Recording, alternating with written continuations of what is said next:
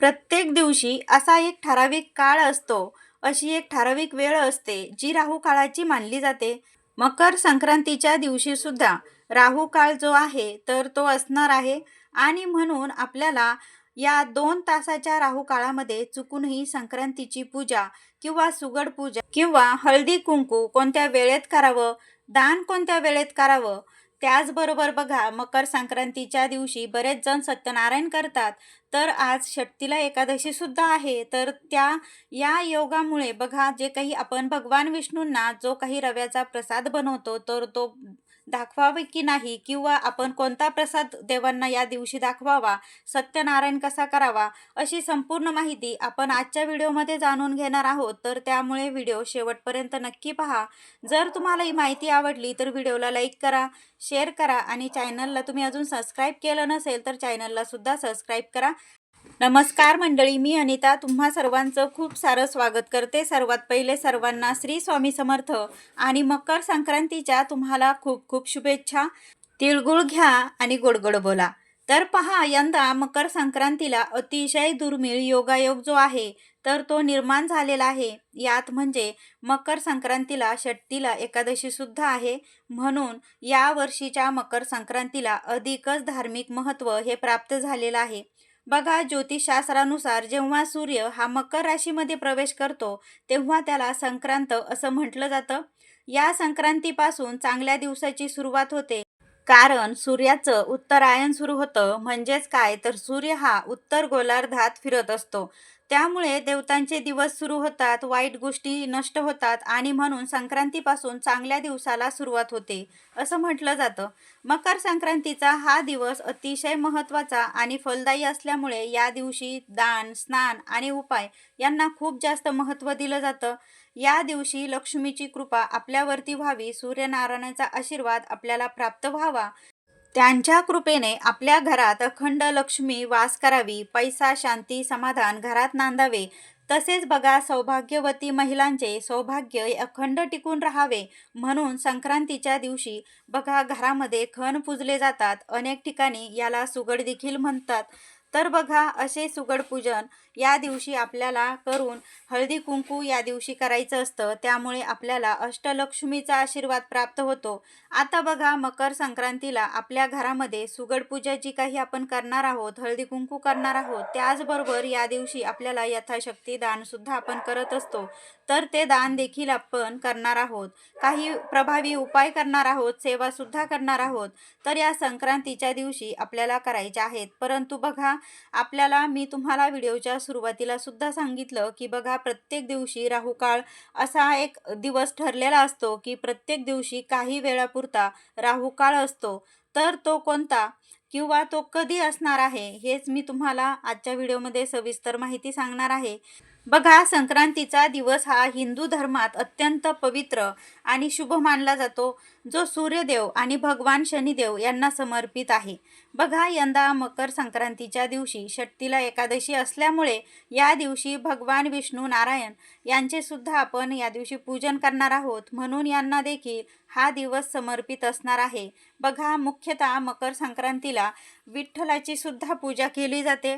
या मकर संक्रांतीच्या दिवशी आपण सुगडांची पूजा करत असतो, समृद्धी आणि चांगल्या आरोग्यासाठी प्रार्थना करत असतो. मातीचे सुगड हे पंचतत्वापासून बनवले जातात. ते पृथ्वी तत्वाचे प्रतीक मानले जातात आणि म्हणून संक्रांतीचा सण हा सुगड पूजन करून साजरा केला जातो. आता यंदा मकर संक्रांत जी आहे ती पिवळ्या रंगावर आलेली आहे. म्हणून आपल्याला यंदा पिवळा रंग चुकून सुद्धा आज संक्रांतीच्या दिवशी पूर्णपणे वर्ज्य करायचा आहे. बघा, महिलांनी हा नियम आवर्जून पाळावा. तसेच घरातील लहान मुलांपासून ते मोठ्यांपर्यंत सर्वांसाठीच हा नियम असणार आहे. सर्वांनी हा नियम मकर संक्रांतीच्या दिवशी आवर्जून पाळायचा आहे. आपल्याला सुगड पूजनासाठी 5 मातीचे सुगड लागत असतात. बघा, प्रत्येक सुवासीन ही प्रत्येकीला 5 अशी आपण सुगड पूजा करत असतो.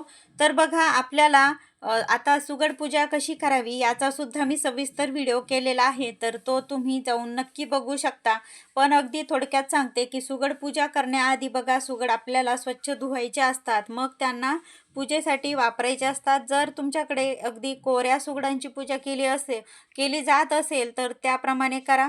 पण बघा आमच्या नगरच्या भागामध्ये तरी आधी सुगड धुतले जातात आणि मग त्यानंतर ते स्वच्छ करून पुन्हा त्यांना हळद कुंकू लावून आपण यथाशक्ती सुगड पूजा ही करत असतो.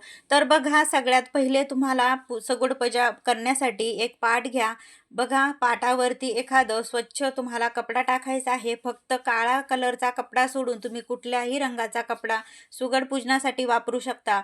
त्यानंतर सगळ्यात पहिले आपल्याला एक दिवा प्रज्वलित करून घ्यायचा असतो. अग्नीच्या साक्षीने आपल्याला कुठल्याही पूजेची सुरुवात करायची असते. तर त्यामुळे आपल्याला सगळ्यात पहिले एक दिवा प्रज्वलित करा. त्यानंतर गणपती बाप्पांना स्नान घालून त्यांना आसन देऊन आपल्याला गणपती बाप्पांना स्थापित करायचं आहे. तर आसन देण्यासाठी अगदी तुम्ही थोड्याशा अक्षतासुद्धा ठेवू शकता आणि अक्षदावरती आपल्याला गणपती बाप्पांची मूर्ती ही स्थापित करायची. त्यानंतर त्यांना हळद कुंकू अक्षदा फूल अर्पण करून त्यानंतर गुळ खोबऱ्याचा नैवेद्य अर्पण करायचा. त्यानंतर 2 विड्याची पाने घ्यायची. त्यावर तुम्हाला 5 वस्तू ठेवायच्या. त्यामध्ये खारीक, सुपारी, खोबऱ्याची वाटी, बदाम अशा तुम्हाला अनेक लेकरूबाळ हलकून अशा 5 वस्तू तुम्हाला त्या विड्याच्या पानावरती ठेवायच्या. त्यानंतर बघा सुगडांना देखील 5 ठिकाणी तुम्हाला अक्षता ठेवून घ्यायच्या.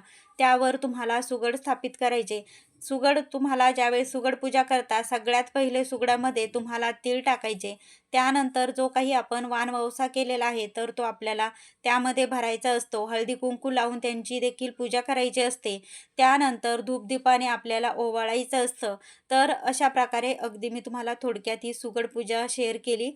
तर अशा प्रकारे तुम्हाला ही सुगड पूजा करायची असते. पण बघा आता आपण जाणून घेऊ की कोणत्या 2 तासाच्या राहू काळामध्ये तुम्हाला चुकूनही संक्रांतीची पूजा किंवा हळदी कुंकू जे आहे ते करायचं नाही. तर बघा प्रत्येक दिवशी साधारण 1.5 तासाचा किंवा 1 तासाचा काळ असा जो असतो की तो अशुभ म्हणजे राहू काळ मानला जातो आणि तो राहू काळ कोणत्याही शुभ कार्यासाठी, कोणत्याही पूजेसाठी, दानासाठी वर्ज्य मानला जातो. बघा ज्योतिषशास्त्रानुसार या काळाला सुद्धा अतिशय वर्ज्य मानण्याचं महत्त्व आहे. तर या काळात आपण दान पूजा केली तर त्याचा कोणतंच फळ आपल्याला मिळत नाही. तर बघा आपल्याला 14 जानेवारी 2026 रोजी वार बुधवार या दिवशीचा जो काही राहू काळ असणार आहे तो साधारण 12:30 ते 1:49 असणार आहे आणि म्हणून आपल्याला या काळामध्ये चुकून सुद्धा खणपूजन असेल किंवा संक्रांतीची पूजा असेल, हळदी कुंकू असेल तर ते मात्र आपल्याला या काळामध्ये अजिबात करायचं नाही.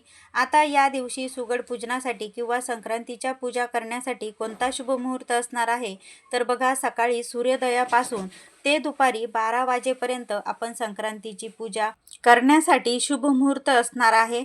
या काळामध्ये तुम्ही जी काही तुमची सुगड पूजा असेल किंवा खणपूजा असेल, जी काही पूजा तुम्हाला करायची आहे, दान करायचं आहे तर ते तुम्ही या काळामध्ये करू शकता. तसेच या दिवशी तुम्हाला दान करायचं असेल तर बघा दानाची जी काही वेळ असणार आहे तर ती दुपारी म्हणजेच बघा जेव्हा पुण्यकाळ चालू होतो म्हणजेच दुपारी 3:12 ते सायंकाळी 6 वाजेपर्यंत असणार आहे.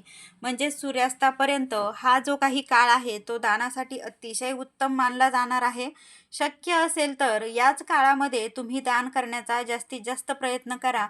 या दिवशी दान केल्याने त्यांचे आपल्याला दुप्पटपटीने फळ हे प्राप्त होत असतं असं आपलं ज्योतिषशास्त्र सांगतं. यथाशक्ती आपल्याला दान जे आहे तर ते नक्कीच आपल्याला करायचं असतं. तसेच तुम्हाला सकाळच्या वेळेमध्ये काही कारणास्तव जर तुम्हाला सुगड पूजन तुमचं सकाळी 12पर्यंत जर झालं नाही तर बघा तुम्हाला याच पुण्यकाळामध्ये सुगड पूजन देखील तुम्हाला करायचं आहे. म्हणजेच दुपारी 3:12 ते सायंकाळपर्यंत तुम्ही कधी पण करू शकता. अनेक स्त्रिया बघा मकर संक्रांतीच्या दिवशी हळदी कुंकू करत असतात. तर हळदी कुंकू करण्यासाठी जो काही शुभ मुहूर्त असणार आहे तर तो दुपारी 3:12 ते संध्याकाळी 6:30 वाजेपर्यंत असणार आहे. याच वेळेमध्ये तुम्ही हळदी कुंकू जे काही आहे तर ते करू शकता. त्याचबरोबर बघा यंदा मकर संक्रांतीला षष्ठीला एकादशी सुद्धा आहे. तर त्यामुळे आपल्याला या दिवशी चुकूनही घरामध्ये भात बनवून खायचा नाही किंवा भाताचा नैवेद्य देखील आपल्याला देवांना दाखवायचा नाही.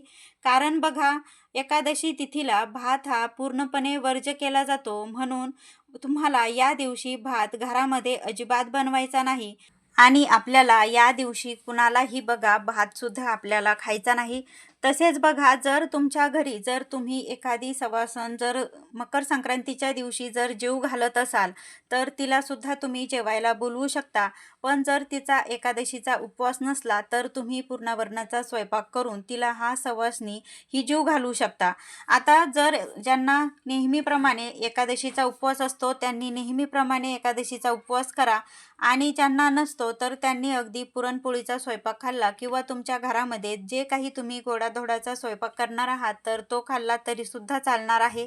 आता बघा, मकर संक्रांतीच्या दिवशी सवासण जीव का घालतात? तर बघा, ज्यांच्या घरामध्ये एखादी अयव सवाशीण आधी जर समजा मृत पावलेली असेल, तर बघा तिला वर्षानुवर्ष मकर संक्रांतीच्या दिवशी तिचा सौभाग्याचा तिला मानपान दिला जातो. म्हणूनच तिची आपण जसं पितृपक्षामध्ये एक आपल्या जसं श्राद्ध आपण जीव घालतो, त्याचप्रमाणे बघा जी काही सौभाग्यवती मृत पावलेली स्त्री असते, म्हणजेच तिला अहेव स्त्री गेलेली असते, तर तिला सौभाग्याचा मानपान देऊन म्हणजे या दिवशी तिच्या नावाने एक सवाशीण जीव घातली जाते आणि तिचा मानपान केला जातो. तर जसं तुमच्या घरामध्ये जर अशी पद्धत असेल, तर त्याप्रमाणे नक्कीच करू शकता. पण बघा, आपण सुद्धा एक सौभाग्यवती स्त्री आहोत आणि त्यामुळे या दिवशी आपण घरामध्ये आपल्याला जे काही गोडाधोडाचे स्वयंपाक असतात, तर ते आपण करून खाल्ले जातात. पण जर कुणाला एकादशी असेल, तर त्यांनी नेहमीप्रमाणे एकादशीचा आज उपवास करा. मात्र तुम्हाला आज षष्टीला एकादशी असल्यामुळे बघा, तिळगुळाचा जो काही लाडू आहे, तर तो सुद्धा खाता येणार आहे. बघा, एरवी तीळ हे एकादशीला चालत नाही, परंतु षष्टीला एकादशी असल्यामुळे बघा, तिळाचा वापर तुम्ही नक्कीच उपवासाच्या पदार्थांमध्ये नक्की करू शकता. आता देवांना सुद्धा नैवेद्य तुम्ही तिळगुळाच्या लाडूचा तुम्ही इथे देऊ शकता. तिळगुळाचा सुद्धा नैवेद्य तुम्ही ठेवू शकता. फळांचा नैवेद्य ठेवू शकता. कारण बघा, या दिवशी देवांना सुद्धा एकादशीचं व्रत असतं. बघा, आपण असं एरवी म्हणतो की देवांना उपवास असतो का?